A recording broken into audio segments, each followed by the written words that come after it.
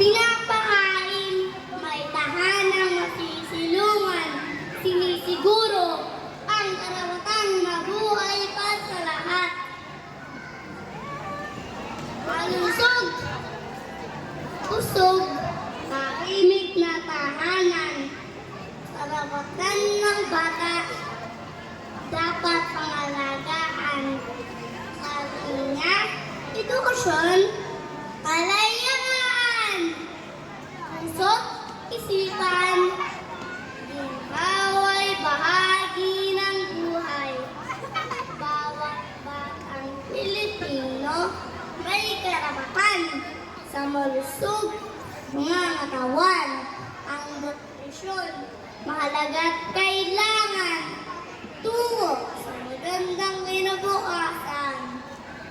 Lahat ng mga bata may karapatang mabuhay sa proteksyon at ligtas na tahanan. Walang bata dapat magutom o matangay.